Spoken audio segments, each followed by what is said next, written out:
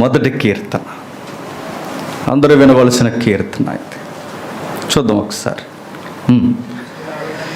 దుష్టుల ఆలోచనలు చెప్పున నడవక, పాపుల మార్గమున నిలువక, అపహాసకులు కూర్చుండు చోటు కూర్చునక,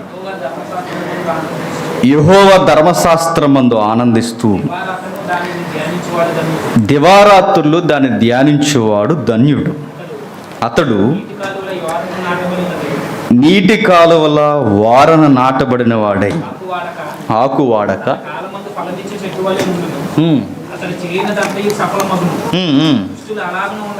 దుష్టులు అలాగ ఉండక గాలు చెదరగొట్టు పొట్టువలే ఉందురు.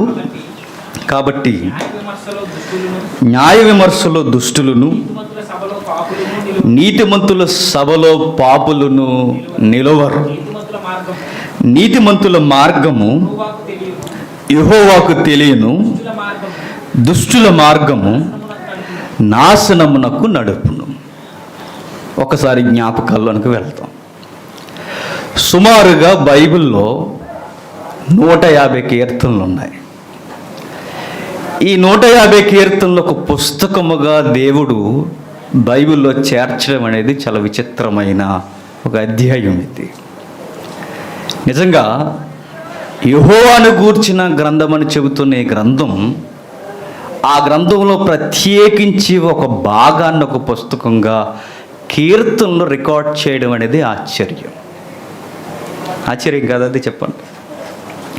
ఒకరిని గూర్చి చెప్పాలనుకున్నప్పుడు వారి యొక్క జీవన శైలిని గూర్చి మనం మాట్లాడుకుంటాం. మరి దేవుడి గురించి చెప్పాలనుకున్నప్పుడు కీర్తనలో ఏముంటాయి మాట్లాడుకోవడానికి అని అనుకుంటాం మనం. నిజానికి ఒక మాట నేను అడుగుతున్నాను, కీర్తనలన్నీ ఇక్కడ ఉన్నవారు మన అందరం చదివామా అంటే ఒక 4-5 చేతులు మాత్రమే లేస్తాయి.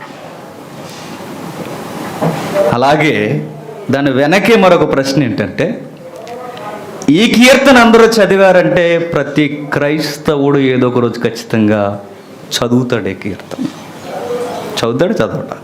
చదువుతాడు. 150 కీర్తనలు మనం చదవేమో కానీ ఖచ్చితంగా మొదటి కీర్తన ప్రతి ఒక్కరికి పరిచయం ఉంటుంది. చూడకుండా చెప్పే లైన్స్ అవి 3-4 వచనాలు. చెప్పరండి, 10 చెప్పినట్టు చెప్పేస్తాం మనం అందరం. ఇక్కడే ఈ ఎలిమెంటరీ స్కూల్, బోర్డు స్కూల్లో చదివినప్పుడు కూడా ఒక టీచర్ అమ్మ ఉండేది మనకి. ప్రతిరోజు ఉదయం చెప్పించేది కీర్తన.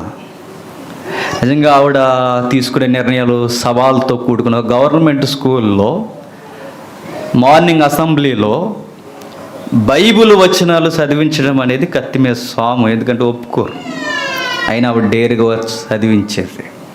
చాలా ఎలిగేషన్స్ వచ్చేవి, అవన్నీ పట్టించుకునేది కాదు, ఖచ్చితంగా చదివించేది. అలా సండే స్కూల్ లెవెల్ నుండి ప్రతి ఒక్కరికి సుపరిచితమైన కీర్తన ఏది? ఈ మొదటి కీర్తన.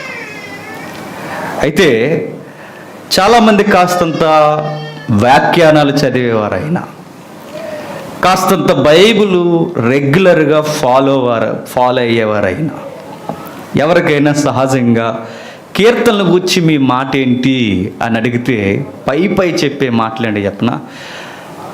ఇశ్రాయేలీయులైన తమ పిల్లలు దేవుణ్ణి స్తుతించుకోవడానికి దేవుడు తన ప్రవక్తల చేత రాయించిన కీర్తనలు ఈ 150 కీర్తనలు అని చెప్తాం. మరొక మాట, ఇవి ఇశ్రాయేలు మాత్రమే పాడుకునే కీర్తనలు అనుకుంటే వ్యాఖ్యానాల్లో పొరపాటు పడతాం మనం. రెండవ మాట, చాలామందికి తోసే విచిత్రమైన ప్రశ్న ఏంటంటే, యెహోవాని కీర్తనలు స్తుతించుకునేవైతే నిన్ను నన్ను కీర్తనల్ని ఒక జమా చేయమంటే, కొంచెం ప్రాక్టికల్గా మాట్లాడుకుంటాం. కీర్తనలన్నీ ఒకేసారి అందరూ కూర్చొని రాసినవేమీ కాదు. ఎందుకు చెప్పనా, సుమారు 1000 సంవత్సరాల నడక నడిచింది కీర్తనల పుస్తకానికి. ఎన్ని సంవత్సరాలు? 1000. కీర్తనలో పురాతనమైన కీర్తనలో ఒక వ్యక్తి రాశాడు. ఎవరైనా? అది వ్యవహారం మోసే గారి దగ్గర నుంచి మరలా కీర్తనలు ఎండ్ అవుతున్నాయి అనడానికి రౌండ్ ఫిగర్గా 2 వ్యక్తులను తీసుకుంటారు. ఎవరు వాళ్ళు? దావీదు గారు, చెప్పండి ఆసాపు గారు జాతీయ గీతాలుగా పాడారు ఆయన కీర్తనలు. అంటే మోసే దగ్గర నుంచి దావీదు ఆసాపు వరకు సుమారు కాల వ్యవధి ఎంత? 1000 అని. అంటే 1000 ఏళ్లలో, తరాలలో పదులు వందల సంవత్సరాలు దాటి ఈ కీర్తనలు నడిచాయి. అంటే అందరూ ఒకే దిక్కున కూర్చుని రాసిన కీర్తనలు ఏమీ కాదు. కీర్తనల పుస్తకాలు వేయండి అన్నట్టుగా ప్రింట్ చేసినవి ఏమీ కాదు. ఇది ఒకరుంటే ఒకరు లేని కాలం అది. మోసే బతుకున్నప్పుడు దావీదు లేడు, దావీదు ఉన్నప్పుడు మోసే లేడు.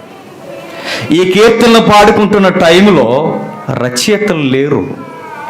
అలాంటి కీర్తనల యొక్క నడవడిక మనం తీసుకుంటే మొట్టమొదటి కీర్తన చాలా విచిత్రముగా ఒక పలకరింపు మనల్ని పలకరిస్తుంది. ఏంటంటే, నిన్ను నన్ను ఈ కీర్తనని జమ చేయమంటే, ఇవి యెహోవాని ఆరాధించుకునే కీర్తనలు, వీటిని మనం జమ చేయాలంటే ఫస్ట్ కీర్తనలో లేదా ఆరాధనలో ఏ కీర్తనలు మొదట మనం పెడతాం? చెప్పండి. కొన్ని ట్రెడిషనల్గా నడుస్తున్న సంఘాల్లో ఒక ఫాలో అయ్యే మెథడ్ ఉంటుంది. మొట్టమొదట సంఘంలోకి వచ్చిన వెంటనే ఏ కీర్తనలు పాడతారు? ఇప్పుడు కూడా చెప్పకపోతే ఇంకా రేపు పొద్దున్నే లేచిపోయి అలా తూర్పు తిరిగి దండం పెట్టుకోవడం. చెప్పండి. ఇప్పుడు మతం అని అనకూడదు, కానీ ఒక ఆచార సాంప్రదాయ పద్ధతిలో నడిచిపోయే సంఘాలు ఉన్నాయి. పేర్లొద్దు, పెద్ద సంఘాలు అది. అలాంటి సంఘాల్లో మొట్టమొదట దేవునికి కీర్తనలు పాడాలి అంటే ఏ కీర్తన పాడతారు? 90వ కీర్తన పాడరు. అది ఎవరెవరు చచ్చిపోతేనే పాడతారు. ఏ కీర్తనలు పాడతారంటే స్తుతి కీర్తనలు పాడతారు. కానీ వింతైన మాట ఏంటి చెప్పనా? దేవుడు తనను గూర్చి తాను ప్రత్యక్షపరుచుకోవాలనుకున్నప్పుడు మొట్టమొదట పెట్టింది స్తుతి కీర్తన కాదు. మరి ఏ కీర్తన పెట్టాడు? నీవు నన్ను స్తుతించాలి అంటే నీకు ఒక స్టాండింగ్ ఉండాలన్నాడు. చదువుతున్నవాడిని, పాడుతున్నవాడిని, వింటున్నవాడిని కూడా. అవునా అంటే అవునంటుంది ఈ మొదటి కీర్తన. ఏమని చెప్తుందో ఒకసారి చూద్దాం. దుష్టుల ఆలోచన చొప్పున నడవక, పాపుల మార్గమున నిలువక, అపహాసకులు కూర్చుండు చోటు కూర్చోక, యెహోవా ధర్మశాస్త్రమందు ఆనందించుచు దివారాత్రులు దాన్ని ధ్యానించువాడు ధన్యుడు. యెహోవాను స్తుతించండి అన్న పదాలు వాడకుండా వాడుతున్న పదం ఏంటో చెప్పిన వార్నింగ్ ఇస్తున్నాడు. ఎవరికి? ఆరాధకులకి, విశ్వాసులకి. అంటే దేవుణ్ణి మనం ఆరాధించాలి అంటే ఫస్ట్ ఒక వార్నింగ్ మనం జీవితంలో ఎప్పుడు చొప్పించుకోవాలన్నమాట. ఏమిటా వార్నింగ్ అంటే? దుష్టుల ఆలోచన చొప్పున నడవక, పాపుల మార్గమున నిలవక, అపహాసకులు కూర్చుండు చోట కూర్చోక, యెహోవా ధర్మశాస్త్రమందు ఆనందించుచు దివారాత్రులు దాన్ని ధ్యానించువాడు ధన్యుడు. మొదట వచనం, రెండో వచనం ఒక లాంగ్ థియరీతో కూడిన వచనాలు అవి. మొదట 2 వచనాలకి ఒక క్యాడర్ మనం ఇస్తే ఆ 2 వచనాలు ఒక హెచ్చరికిస్తున్నాయి. చూద్దాం ఏమంటున్నాయి అంటే, మొదటి 2 వచనాలు మనం జాగ్రత్తగా తీసుకున్నప్పుడు ఎలా ఉండకూడదో చెప్తుంది, ఎలా ఉండాలో చెప్తుంది. 2 వచనాలు 2 ఉన్నాయి చూడండి. ఎలా ఉండకూడదో మొదటి వచనం చెబుతుంది, ఎలా ఉండాలో 2వ వచనం చెబుతుంది. మనకి బాధాకరమైన విషయం ఏంటంటే, బాధ వచ్చినప్పుడే చదువుతాం కీర్తనలు. చాలామందికి అందరూ చదవరు కీర్తనలు, తెలుసా? కీర్తనలు మీ వ్యక్తిగతంగా మీతో మాట్లాడుతున్నాయన్న ఒక భరోసా ఎప్పుడు వస్తుంది చెప్పిన? బాధ కలిగినప్పుడు చదవండి కావాలంటే. ఎందుకు చెప్పిన? దావీదు కీర్తనలు మీరు చదువుతున్నప్పుడు సేమ్ మనల్ని ఆదరించినట్టుంటే, ఎందుకు చెప్పిన సేమ్ నాకు ఇలాగే జరుగుతుంది అనిపిస్తుంది మనకి. కుటుంబంలో గొడవలు ఎక్కువైపోయినాయి అనుకోండి, దావీదు కీర్తన చదవండి, ఆయనకి కుటుంబంలో గొడవలు ఉన్నాయి. ఎవరికి? దావీదు గారికి. చేస్తున్న విషయాల్లో లేదా చేస్తున్న కార్యక్రమాల్లో నీ వారే నిన్ను పొడి చేయడానికి రెడీ అవుతున్నప్పుడు సేమ్ దావీద్ గారికి కూడా ప్రాబ్లమ్స్ ఉన్నాయి. అవన్నీ చదువుతున్నప్పుడు మనకి ఎలా ఉంటుందంటే మనకు ఆదరణ కలుగుతుంది. అంటే కీర్తనలు అందరూ అంత మజాగా చదవరు. ఎవరు చదువుతారు? ఎవరికైతే బాధలు ఇబ్బందులు ఉన్నాయో వాడు చదువుతారు. కానీ ఈ మొదటి కీర్తన చదువుతున్నప్పుడు ఒక నేరో లుక్ మనకు స్టార్ట్ అవుతుంది. ఒక చూచి చూడని ఒక చూపును మనం భుజాల మీద వేసుకుని చదివేస్తాం. ఏంటంటే, దుష్టుల ఆలోచన చొప్పున నడవక, పాపుల మార్గం నిలవక, అపహాసకుల దగ్గర కూర్చోక, మరి నేను ఏం చేయాలి అంటే బైబిలు చదువు అంతే. నేను ఎలా ఉండకూడదో నాకు చెబుతూ, నేను ఎలా ఉండాలో నాకు చెబుతూ, నీ యాటిట్యూడ్ ఎలా ఉంటే నువ్వు ఆరాధించాలో చెప్తుంది. నేను ఒక మాట అడుగుతున్నాను. దుష్టుల ఆలోచన చొప్పున నడవక అన్న దగ్గర చివరి పదాలు ఉన్నాయి చూడండి. నడవక, నిలవక, కూర్చోక.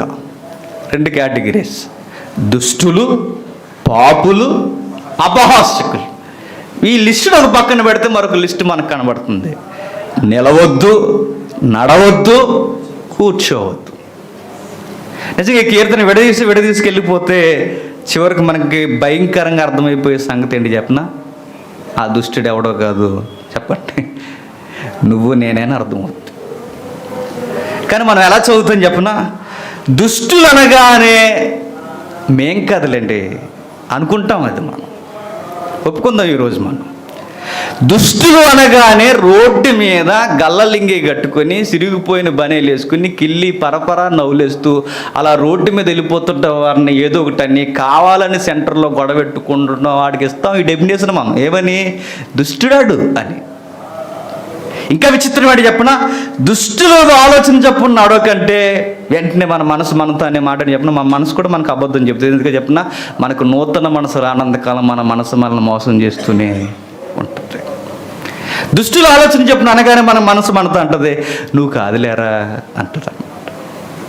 పాపుల మార్గము నిలవక అనగానే మనకు బైబిల్ చదువుతున్నప్పుడు మనకు అంటది, మనం అంత పాపులం కాదు. మనం ఏదో అలా చిన్న చిన్న అబద్ధాలు అలాగే చేస్తాం తప్ప మనం అంత పాపులమేమి కాదు. ఈ ఫీలింగ్ కీర్తన చదివినప్పుడు వచ్చిందా లేదా?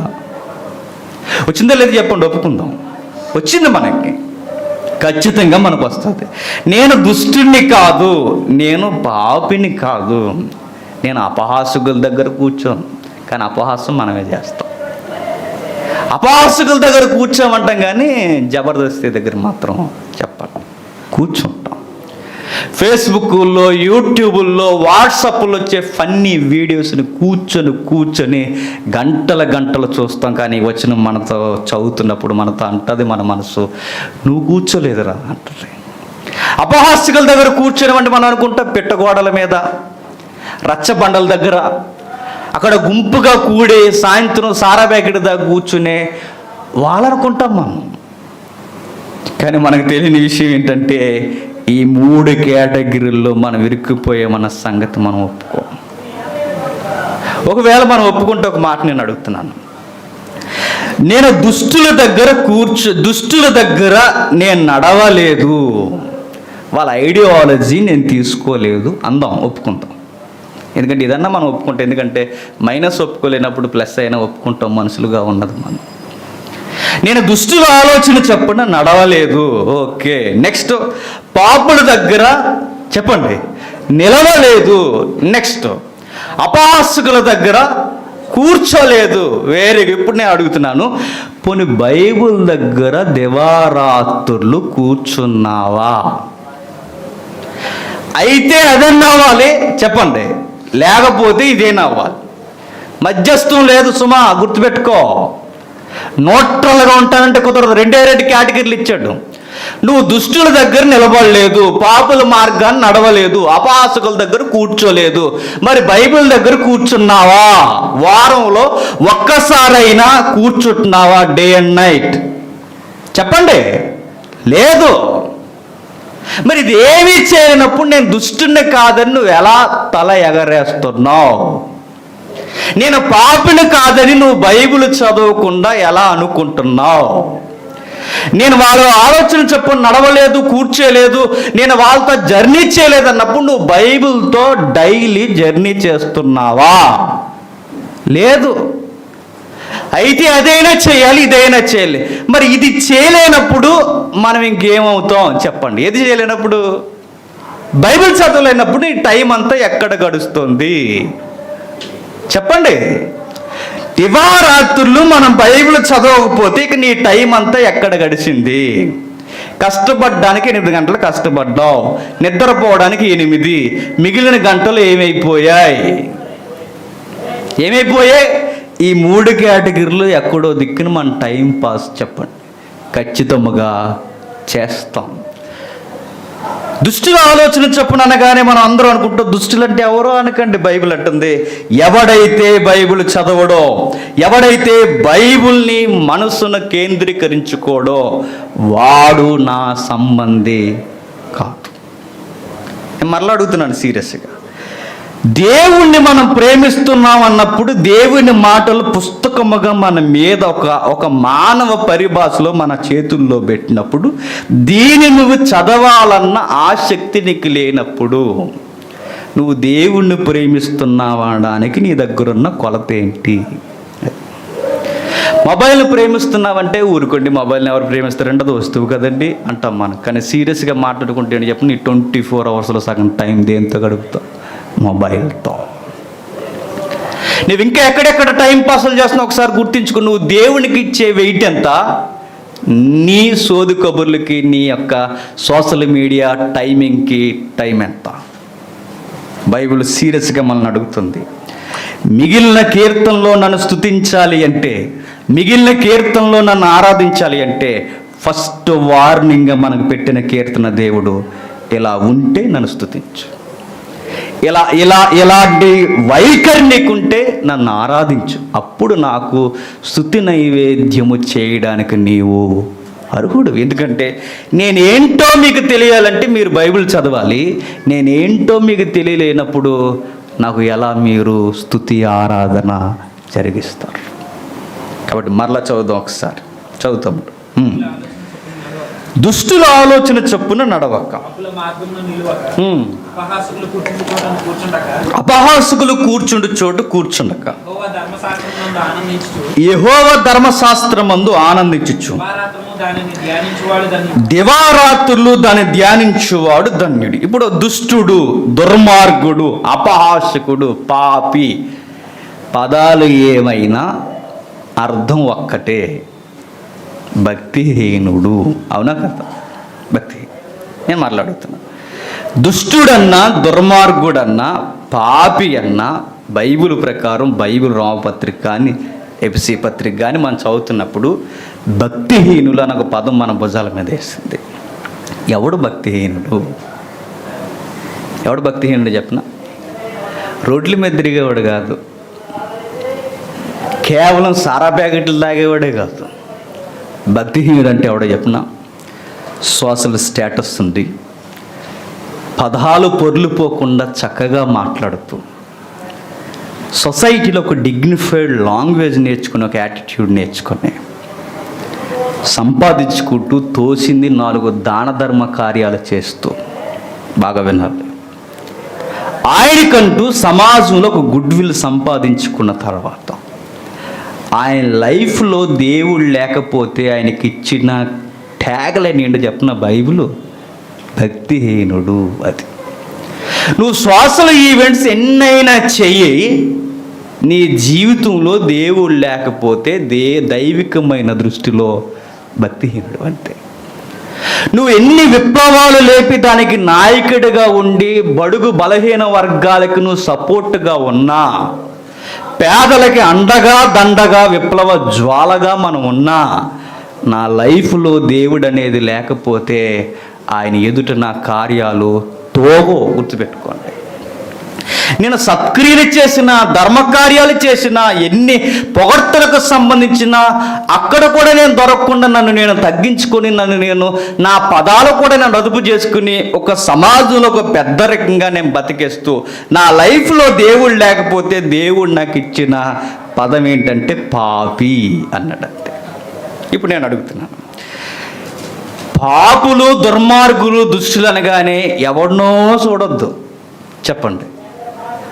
సాఫ్ట్వేర్ ఉద్యోగం చేస్తూ కంప్యూటర్ల మీద కూర్చున్నా, లేదా గవర్నమెంట్ ఎంప్లాయీస్గా మనం ఉన్నాం, లేదా సొసైటీలో వ్యవసాయాలు చేసి మంచి డబ్బులు సంపాదించి పేరు ప్రఖ్యాతులుగా మోతువరి అనే పదాన్ని మనం తగిలించుకున్నా, ఎన్ని చేసినా దేవుడు అనే ఒక పాత్ర నా లైఫ్లో లేకపోతే దుష్టుడిని, పాపిని, చెప్పండి, అపహాస్యకుడిని, ఒక్క మాటలో చెప్పాలంటే భక్తిహీనుడిని. అంతే. భక్తిహీనుడిగా ఉన్న నన్ను ఏమున్నాయని నేను ఆయన ఎదుట, ప్రభువా నేను న్యూట్రల్గానే ఉన్నాను ప్రభువా అనడానికి నా దగ్గర ఏమున్నాయి? సత్కార్యాలు రంగరంగ వైభవంగా జీవితం అలవరుచుకున్న యెషయా వెళ్ళి ప్రార్థన చేసి దేవుని సన్నిధి దగ్గరికి వెళ్ళేసరికి యెషయాకి దేవుడు చెప్పకపోయినా అర్థమైపోయిన మాట ఏంటంటే, చెప్పండి, ఇంతకాలం ఏదో అనుకున్నాను ప్రభువా, నా నీతి క్రియలు నీ దృష్టికి, చెప్పండి, మురికి గుడ్డలు, మురికి వస్త్రాలు అన్నాడు. నేను ఒక మాట అడుగుతున్నాను తెగించి మనల్ని అందరినీ, మంచి పనులు చేసినోడువే మంచి పనులు మురుగుగొడ్లయితే అర్థమైపోలేక మనం ఏ పనులు చేయం, ఏమీ చెయ్యం, తింటాం, పడుకుంటాం, లేస్తాం. మరి నీ దినచర్యల్ని, నీ లైఫ్ స్టైల్ని ఇంకా దేవుని ఎదుట ఏ గొడ్డనాలి? చెప్పండి. కాకపోతే ఇంకా రాంగ్ అవద్దు, ఏమనాలి చెప్పండి. మంచి పనులు చేసిన వాడే మాసిన వస్త్రాలతో సమానం. మురుగుగొడ్లు అంటే ఒకసారి క్రిస్మస్ మీటింగ్లో మనం చెప్పాం, గుర్తుందో లేదో. మురుగుగొడ్లు అనగానే మాసిపోయిన వస్త్రాలు కిచెన్ రూమ్లో వాడతారు, అవి అనుకోకండి. మనకు అర్థం కాలంటే చిన్నపిల్లలు వేసుకునే డైఫర్ను కూడా ఏమంటారు చెప్పండి? మురుగుగొడ్ని. అది ముఖం మీద వేసుకుంటాడు ఎవడైనా, అది ఉతికేసి మళ్ళీ వేసేస్తుంది ఏ తెల్లైనా. అది బాగోదు చూడటానికి, మళ్ళీ వేసేస్తుందంటే ఆవిడ మామూలు తల్లి కాదు ఆవిడ. నీకు అదే కదా, ఇప్పుడు తల్లికి అప్డేట్ అయిపోయి వేసింది వేసేస్తున్నారు. ఆడికి మళ్ళీ ఇక్కడ మన ఊరు నుంచి హైదరాబాద్ స్టార్ట్ అయ్యే వరకు ఆడికి ఒకటే డైపరు, ఇంకా ఆడు ఏమైపోయినా అనవసరం. ఇంకా అలాంటిది మనం పాడేయకుండా తెచ్చుకొని మెస్ దగ్గర కూర్చొని పక్కన దాన్ని పెట్టుకుని భోజనం చేస్తామా? చెయ్యి. ఎంత దరిద్రంగా ఉంటుందో, ఎంత అశుద్ధంగా ఉంటుందో. మనం మంచి పనులు చేస్తున్నాం, నేనేమీ అలా లేను అనడానికి నీకు వెనక ఏవైతే గుర్తొస్తున్నాయో, నీ సోషల్ ఈవెంట్స్ కానీ, నీ మాట పదుపుతనం కానీ, ఏవేవైతే నీకు గుర్తొస్తున్నాయో ఇవన్నీ నీకు ఒకవేళ ఫీలింగ్ ఇస్తే దేవుని దగ్గరికి వెళ్ళా నిలబడితే దేవుడు అంటాడట, పక్కెళ్ళరా అంటాడట. నీ వైఖరి బాలేదు, నీ విధానం బాలేదు. మరి ఎప్పుడు ప్రభువా నా విధానం నీకు నచ్చేది అంటే, నువ్వెన్ని చేసిన ఒక పని చేయాలి, ధర్మశాస్త్రాన్ని చదవాలి. నేను మరలాడుతున్నా, ఎలా చదవాలి అంటే ధ్యానించాలి అంది, చెప్పండి, ఆనందించాలి అంతే. నేను మరలాడుతున్నాను, ధ్యానించాలి అంటే ముందు చదవాలి. చదవకుండా ఎలా ధ్యానిస్తాను? చదవకుండా ధ్యానించానంటే ఇంకా నాకు కొత్త బైబిల్ వచ్చేస్తుంది అనమాట. మీకు అర్థమైంది? ఇప్పుడు నేను నాకు అసలు మూలం తెలియకుండా నేను ఊహించేసుకుంటున్నాను అనుకోండి, అప్పుడు బైబిల్ దేవుడు రాడు, కొత్త దేవుడు వస్తాడు. ఎందుకు? నా ఊహల్లో నుంచి వచ్చిన ఒక దేవుడు అన్నమాట. ప్యాటర్న్ తెలియకపోతే చెప్పండి, ఇమేజ్ ఏంటో నాకు తెలియదు. ఇప్పుడు ఖచ్చితంగా నేను ధ్యానంలోనికి వెళ్ళాలి అంటే చదవాలి. ధ్యానించడమే 24 hours కాదు, డే అండ్ నైటే కాదు, చెప్పండి, చదవడం కూడా డే అండ్ నైట్ ఉండాలట. ఇప్పుడు నేను మరలా అడుగుతున్నాను, యెహోవా ధర్మశాస్త్రాన్ని డే అండ్ నైట్, దివా రాత్రులు, రాత్రి పగలు చదవాలి, ధ్యానించాలి అంటే ఏం చేయాలి? అక్కడ ఉంది. మరలా అడుగుతున్నాను నేను, దేవుని వాక్యాన్ని రాత్రింపగల్లో నేను ధ్యానించి, నేను రాత్రింపగల్లో చదవాలి అంటే ఏం చేయాలి? అక్కడే ఉంది. తమ్ముడు చెప్పాడు, ఆనందించాలి. నేను మరలా చెప్తున్నాను, టైం దొరికితే బైబిల్ దగ్గరికి పోవాలని ఎంతమందికి ఉంది? నిజం చెప్తున్నాను. ఈ మధ్యకాలంలో నన్ను పొడి చేసే ప్రశ్న ఏంటి చెప్పిన, నాకున్న ఈ బిజీ షెడ్యూల్, ఇప్పుడు లాక్డౌన్ కాబట్టి లాక్డౌన్ డ్యూటీస్ వల్ల కలిసిపోయి ఇంటికి వచ్చేసరికి చేసే పని ఏంటి చెప్పిన, ఇదే డయాస్ మీద ఒప్పుకున్నాను సిగ్గు లేకుండా.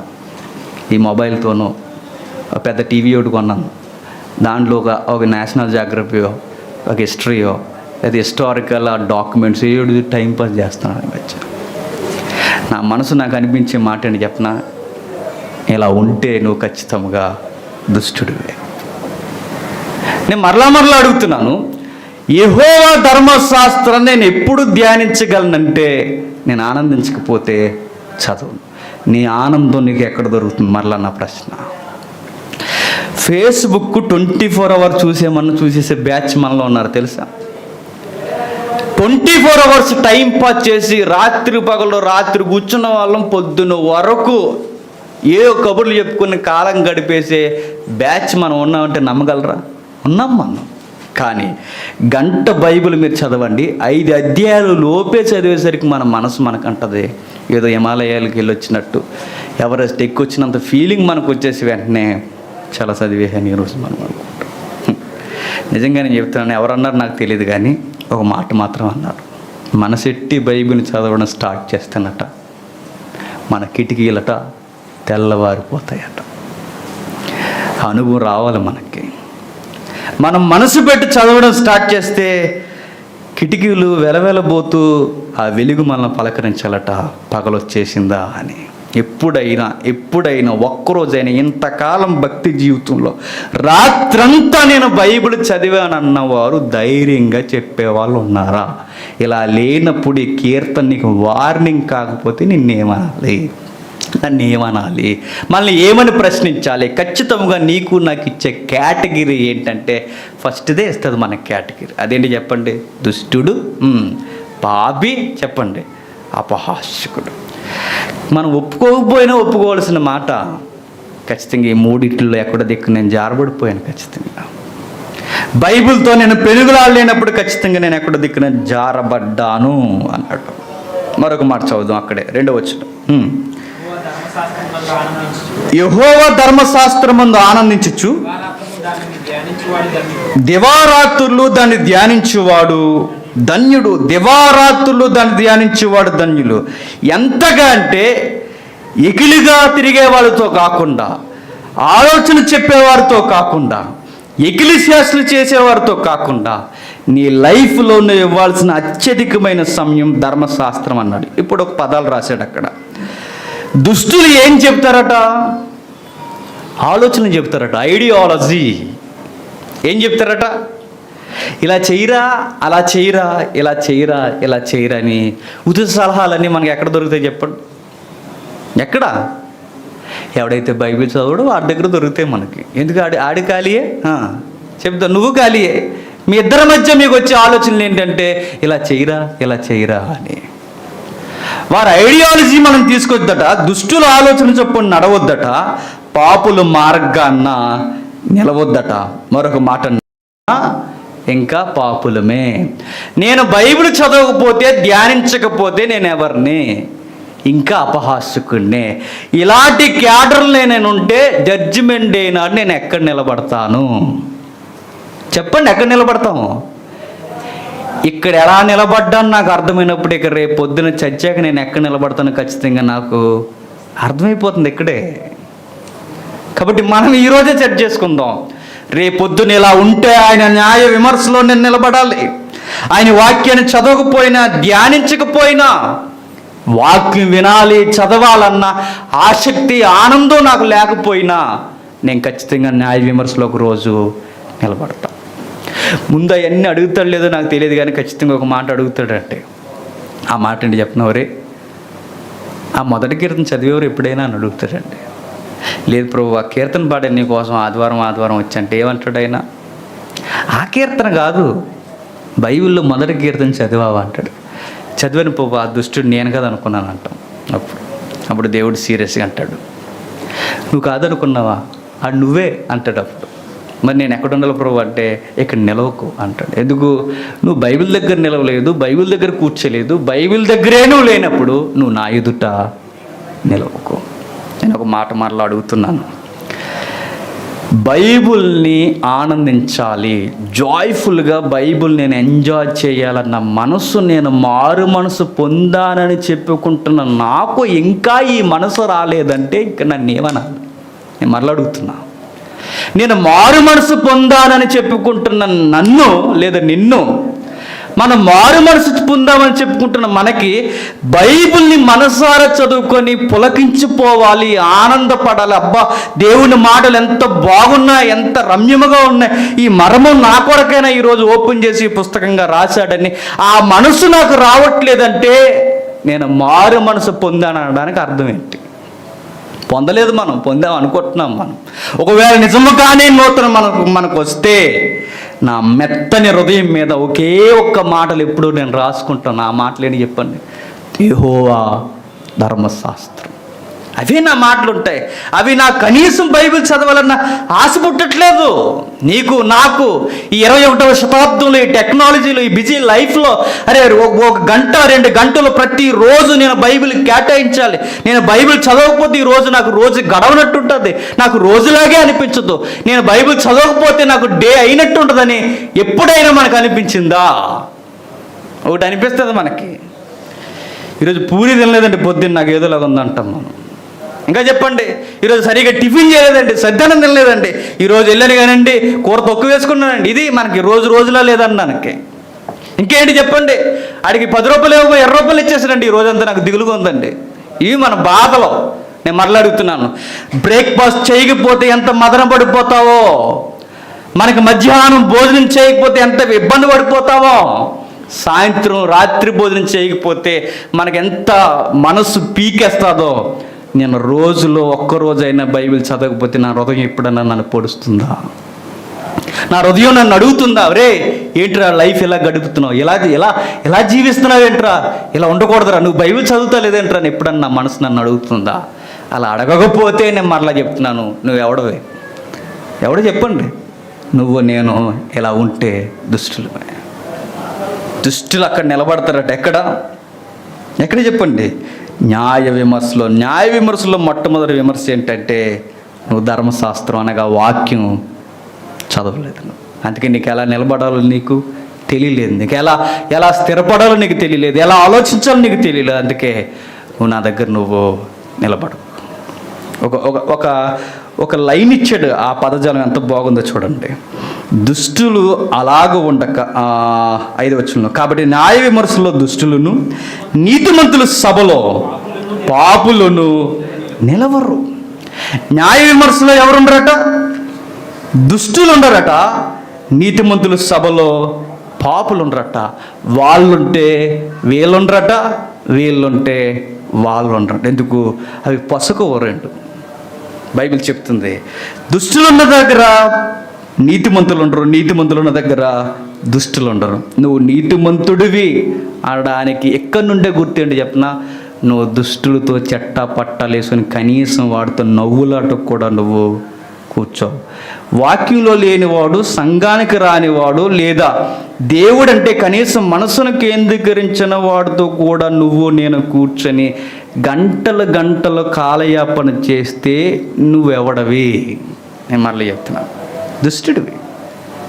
పక్కింటి పొల్లమ్మతోనూ ఎదురింటి పొల్లమ్మతోనూ మనం కూర్చొని అక్కడే మన టైంపాస్ అలా చేస్తూ, వాళ్ళు చర్చికి రారు, ఎక్కడికి రారు, కానీ నీ బాండింగ్ మాత్రం బాగుంటుంది. చర్చికి రాకపోయినా వాళ్ళు చర్చికి రారు, ఎక్కడికి రారు, ఏమి చేయరు, బైబిల్ ఉండదు, వాక్యం ఉండదు, దేవుడిని మనసులో పెట్టుకోరు, ఏముండదు. కానీ వాళ్ళతో నీకు బాండింగ్ ఉండి గంటలు వాళ్ళతో నువ్వు టైంపాస్ చేస్తే నిన్ను కూడా ఏమనాలి? ఆడో జోగి చెప్పండి, నువ్వు జోగి. బైబిల్ మరలా అంటుంది, అక్కడే కాదు ఇక్కడ కూడా బైబిల్ చెప్తుంది, వాళ్ళకే వీళ్ళకే సహవాసం కుదరదు.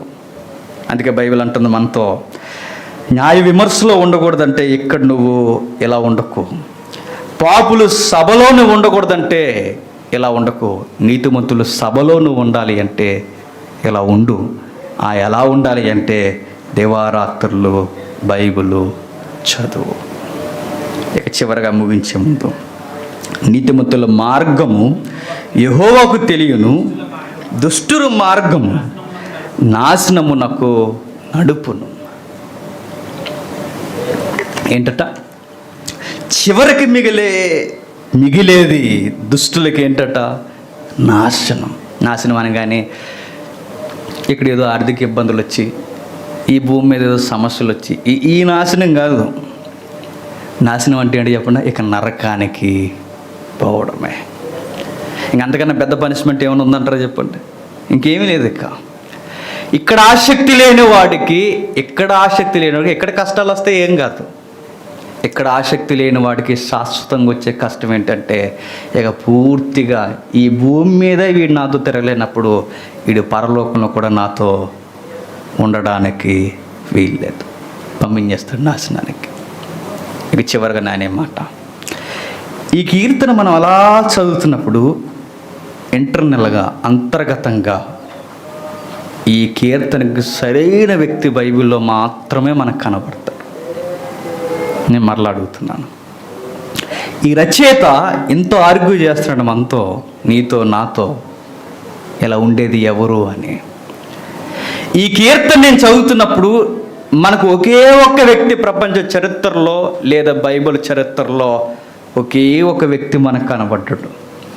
ఇక ఆయన తప్ప ఇంకెవరు వాక్యాన్ని లైఫ్లోనికి అంతగా చొప్పించుకున్నది ఎవరు లేరు, రారేమో కూడా.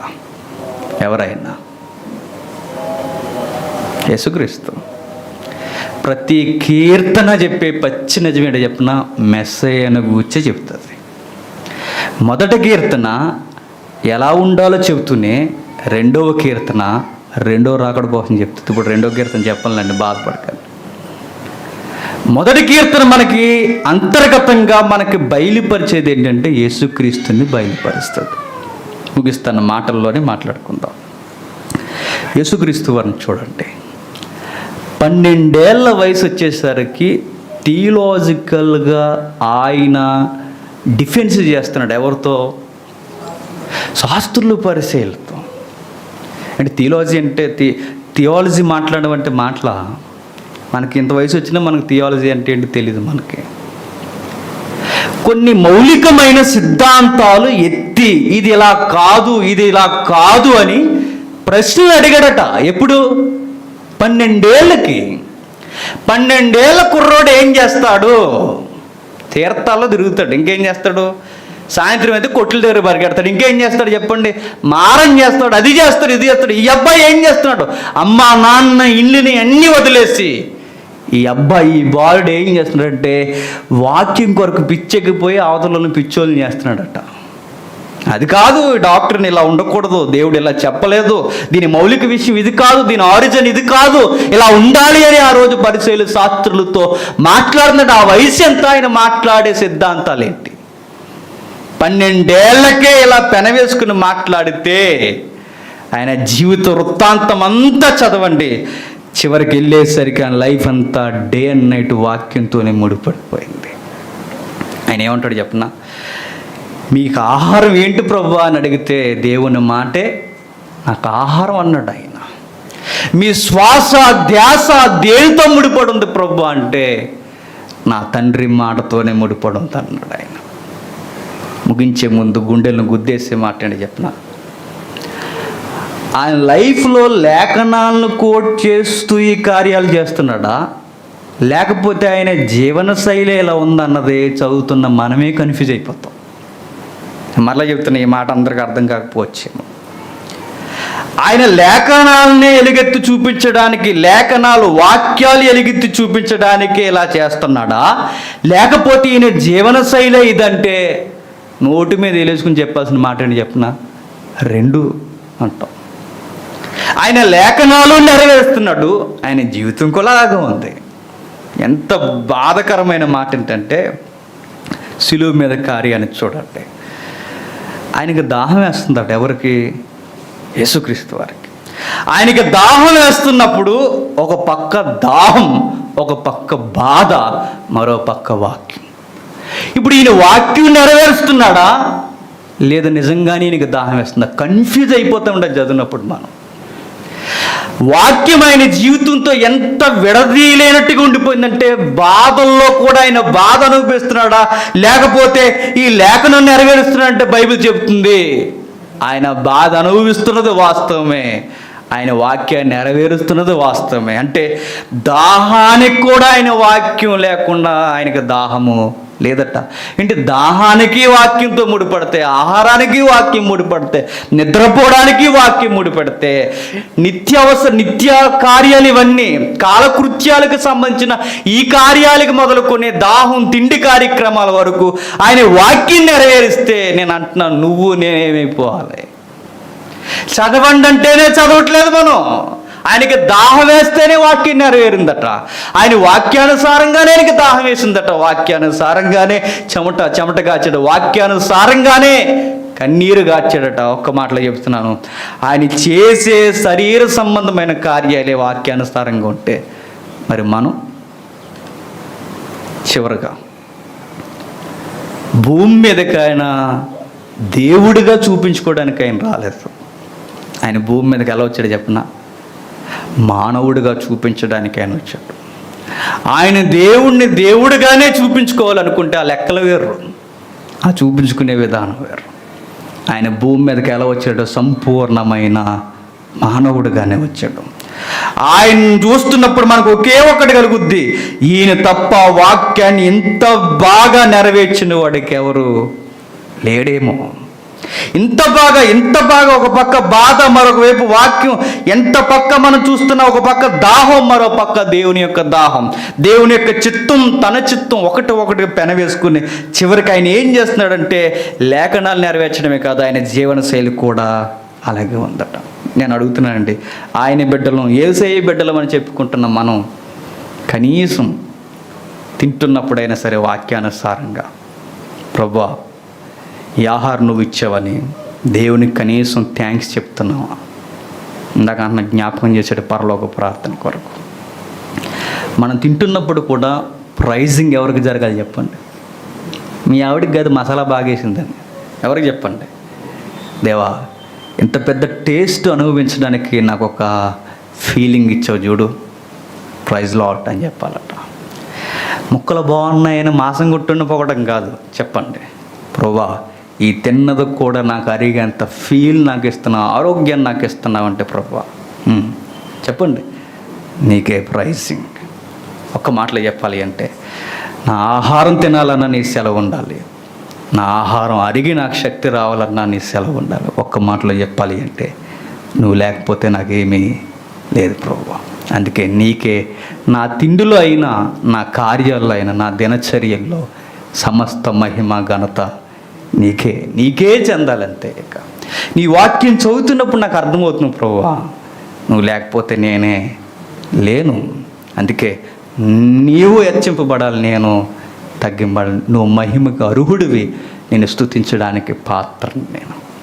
మొదట కీర్తన అంటున్నా, ఇదివరకు అబ్బాయి మిగిలిన కీర్తనలు నువ్వు చదవాలి అంటే నీ యాటిట్యూడ్ ఇలా ఉంటే అప్పుడు ఆయనకు స్తుతి యాగము చేయి.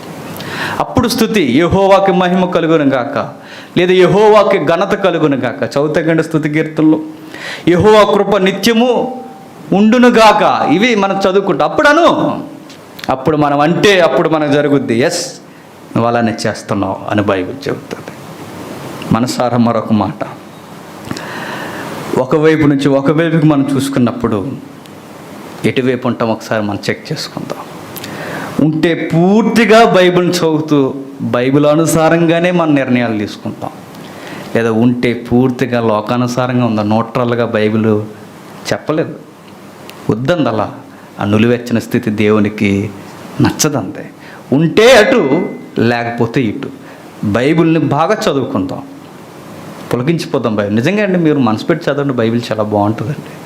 ఆ బైబిల్ మనం అలా చదువుకుందాం, ఒక పుస్తకం తర్వాత ఒక పుస్తకం, ఎప్పుడవుద్ది ఇంకా ఇవి వచ్చిన అర్థం నాకు మాత్రమే తెలిసిందన్నంత ఆనందం మనకు రావాలి. ఇంకా ఎన్నో ఉన్నాయండి ఈ ప్రపంచానికి అర్థం కాని సంగతులు. బైబిల్ అందరికీ బైబిల్ పరిపూర్ణంగా అర్థం కాదు, అది ఓపెన్ సీక్రెట్. అందరికి అన్నీ తెలియవు, అవి నీకు తెలియచ్చేమో. కొన్ని వందల సంవత్సరాల నుంచి మరుగైపోయిన సంగతి ఇప్పుడు మెరుపుల్లాగా నీకు అర్థం అవ్వచ్చేమో. ఏమో ఆ మాట దేవుడు నీతో మాట్లాడాలనుకుంటున్నాడు. ఏమో ఆసక్తి నీలో చూసి దేవుడు నేరుగా నీతో మాట్లాడాలనుకుంటున్నాం. ఖచ్చితంగా చదువుదాం బైబిల్ని, దేవారాత్రుల్లో చదువుదాం. ఇక చివరికి అన్నాడు ధ్యానించండి అన్నాడు. ఇక ముగించే ముందు ధ్యానించడం అంటే ఏంటి చెప్పండి. చదివింది ఎప్పుడు ఆలోచనలో తిరగడం. గమ్మత్తేంటి చెప్పిన, చదివింది ఎక్కడుందో కూడా మనకి చెప్పండి, గుర్తుండదు మనకి, అంత ఆసక్తి మనకి. ఈ వారం చదవండి, ఈ వారం ఉంటుంది అనుకుంటాను అంటాము, ఈ వారం అట్ట, ఆ వారం ఉంటుందండి, ఆ పైన ఉంటుందండి. నేను అధ్యాయాలు గుర్తెట్టుకోమని చెప్పట్లేదు, కానీ కనీసం అది ఎక్కడుందో కూడా గుర్తు లేకపోతే నువ్వు ఎందుకు చదివావు?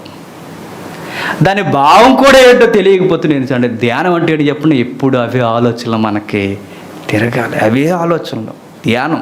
ఇక నీ మధ్యలో ఏం తిరగకూడదు. వెంటనే యేసుక్రీస్తు వారిని చూడండి, దుష్టుడు వచ్చి అన్నాడట, ఇలా ఇలా ఇలా రొట్టె తీసుకుని తినంటే వెంటనే కోట్ చేశాడు ఆయన, ఏంటి ఇది వాక్యానుసారం కాదు అన్నాడు.